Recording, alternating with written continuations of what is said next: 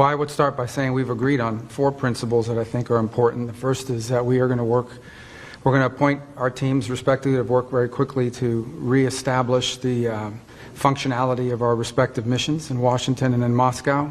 For us to be able to continue to move down this road, we need to have diplomatic facilities that are operating and functioning normally.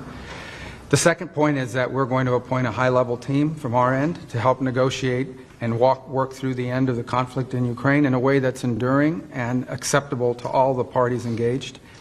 The third point is to begin to work at a high level as well to begin to discuss and think about and examine both the geopolitical and economic cooperation that could result from an end to the conflict in Ukraine. Obviously, we'd have to see that conflict come to a successful and enduring end in order for that to be possible. And the last thing we agreed to is that while our teams are going to be working on all of this, the 4 of us who were here today, the 5 of us that were here today, are going to remain engaged in this process to make sure that it's moving along in a productive way. What does an enduring and successful end look like? Did you present any proposals to the Russians today? Well, there are some underlying principles. This needs to be a permanent end to the war. And not a temporary end as we've seen in the past. We know just the practical reality is that there is going to be some discussion of territory and there's going to be discussion of security guarantees. Those are just fundamental basics that will undergird and underlie any type of discussion. But I think the most important part is the President has stated his desire, his determination to end this war, to end the killing that is going on, the death and destruction that is happening as this war, goes on and on, month after month after month, in the killing fields of eastern and southern Ukraine is unacceptable. It is not in the interest of either country. It's not in the interest of the world, and certainly not in the interest of the United States and Europe. So all of those things will drive the negotiations going forward. And as you can see, President Trump is determined to move very quickly. We just had a head of state phone call, the first in years, and here we are less than a week later at the highest level of the U.S. and Russian government, and we expect to continue to drive that pace to not only end the war, but then to unlock what could be very productive and stabilizing relationships going forward. You mentioned territory. Is it acceptable to the U.S. for Russia to retain any territory that is annexed since the beginning of the war in February 2022? Well, I think those are things that those are to be discussed. And those are things that will start and do the tough work ahead. But the important thing is that we've started that process. And what the President did not find acceptable was an endless war in Europe that was literally has turned into a meat grinder of people on both sides. So if you just think about, just in a few months, President Trump has shifted the entire global conversation from not if the war is going to end, but just how it's going to end. And only President Trump can do that. And in the Oval Office less than a week ago, both President Putin and President Zelensky both said to him, only you, President Trump, could drive this war to a conclusion. What concessions do you expect? Well, again, we're not going to pre-negotiate an end to this conflict. These are the kinds of things that have to happen through hard and difficult diplomacy in closed rooms over a period of time. What's important to understand is 2 things. The first is the only leader in the world who can make this happen, who can even bring people together to begin to talk about it in a serious way, is President Trump. He's the only one in the world that can do that right now. The second thing I would say is that in order for a conflict to end, everyone involved in that conflict has to be okay with it. It has to be acceptable to them. But we have to understand that it's been 3.5 years since there's been any sort of regularized contact between the United States and Russia, and in some cases between any of the participants in this conflict and Russia. So the goal of today's meeting was to follow up on the phone call the President had a week ago and begin to establish those lines of communication. The work remains. Today is the first step of a long and difficult journey, but an important one. And President Trump is committed to bringing an end to this conflict, and as he said when he campaigned for president. And he wants it to end in a way that's fair. He wants it to end in a way that's sustainable and enduring, not that leads to another conflict in 2 to 3 years.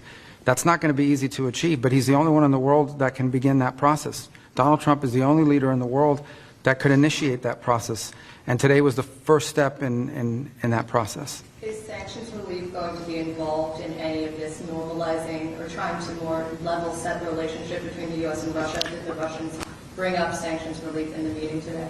Well, sanctions are all the result of this conflict. There are sanctions that were imposed as a result of this conflict. And so I would say to you that in order to bring an end to any conflict, there has to be concessions made by all sides. We're not going to predetermine what those are. We're certainly not going to negotiate this today or in a press conference for that matter. But, and there are other parties that have sanctions. The European Union is going to have to be at the table at some point because they have sanctions as well that have been imposed. So, but I guess the point here is the goal is, and we agreed on what the goal is to bring an end to this conflict in a way that's fair, enduring, sustainable, and acceptable to all parties involved. What that looks like, well, that's what the ongoing engagement is going to be all about. The Ukrainians and the Europeans have suggested they feel very sidelined about how the process has played out so far. How do you intend to address their concerns? And will they be incorporated in future meetings in a multilateral way? Well, the comment I would have on that is that for 3.5 years while this conflict has raged, or 3 years while it's raged, no one else has been able to bring something together like what we saw today because Donald Trump is the only leader in the world that can. So no one is being sidelined here. But President Trump is in a position that he campaigned on to initiate a process that could bring about an end to this conflict. And from that could emerge some very positive things for the United States, for Europe, for Ukraine, for the world. But first it begins by the end of this conflict. And so the only thing President Trump's trying to do is bring about peace. It's what he campaigned on. It's something the world should be thanking President Trump for doing.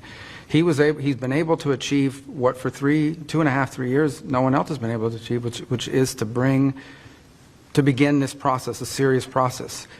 Obviously, a lot of work remains before we have a result, but President Trump's the only one that can do it.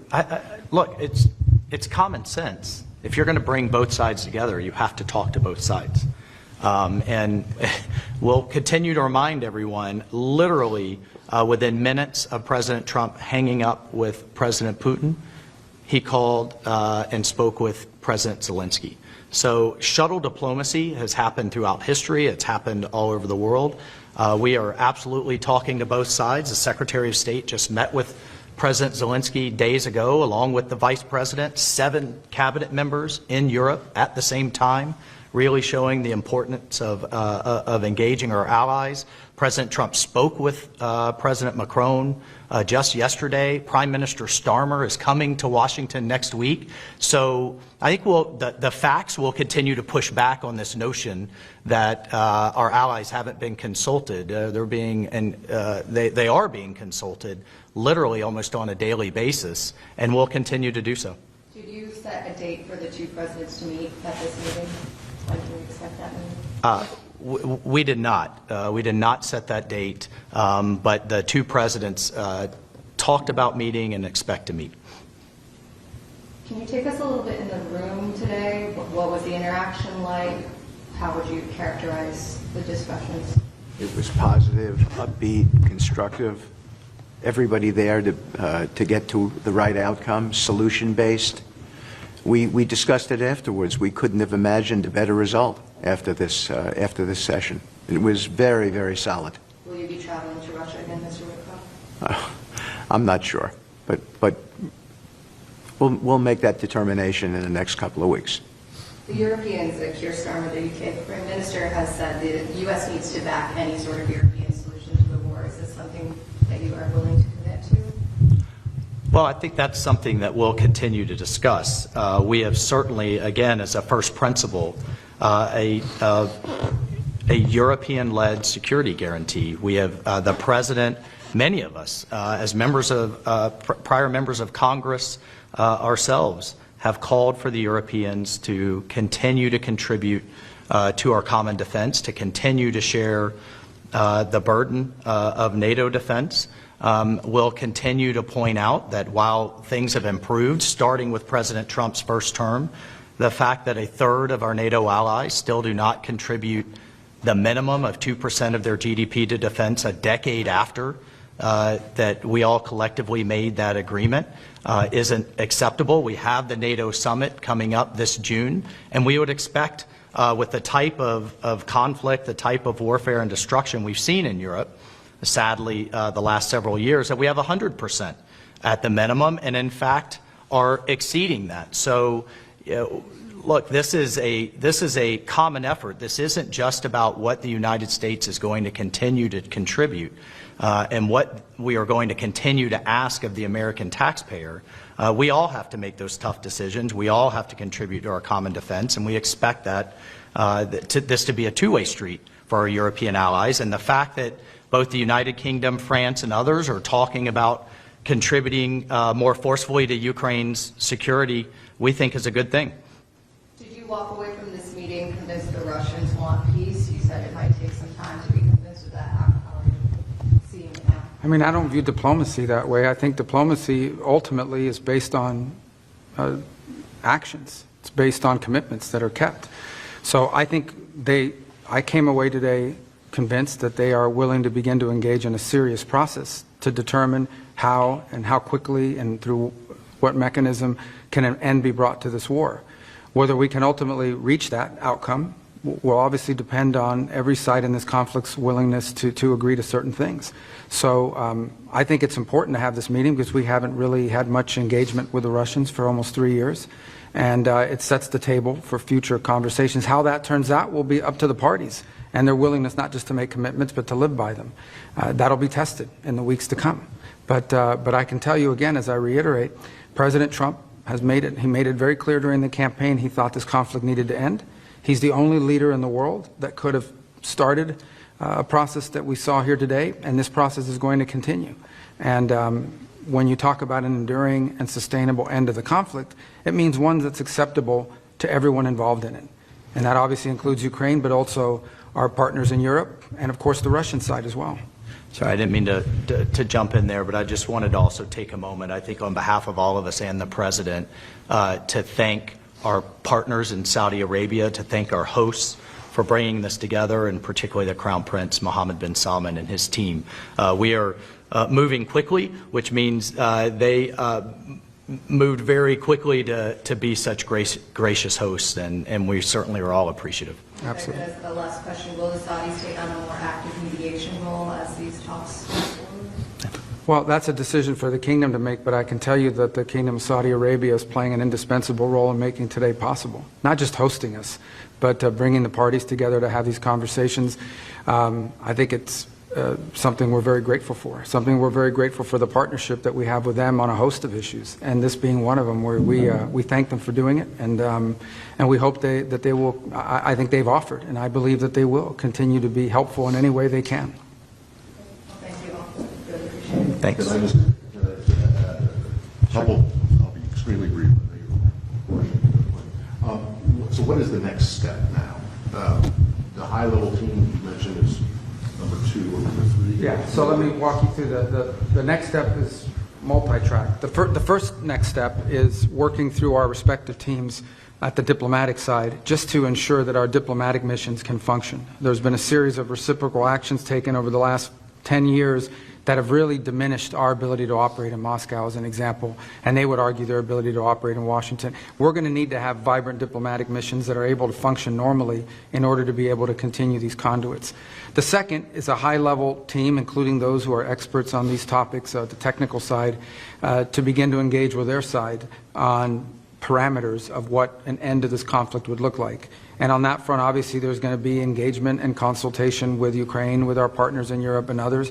But ultimately, the Russian side will be indispensable to this effort, and so that process will begin. And then the third is, together with those other two, is beginning to engage in identifying the extraordinary opportunities that exist should this conflict come to a acceptable end, the credible opportunities that exist to partner with the Russians geopolitically on issues of common interest, and frankly economically. on issues that hopefully will be good for the world and will also improve our relations in the long term between these two important countries. So all three of those efforts will be happening in conjunction with one another. Obviously, the diplomatic one is one we hope to move pretty quickly on, because this involves the treatment of our respective missions. The second one will be difficult, which is the question of Ukraine and the end of that conflict. But I think that's essential in order for the third piece to even be possible, which is our ability to work together on other geopolitical matters of common interest, and of course some pretty unique, potentially historic economic partnerships as well.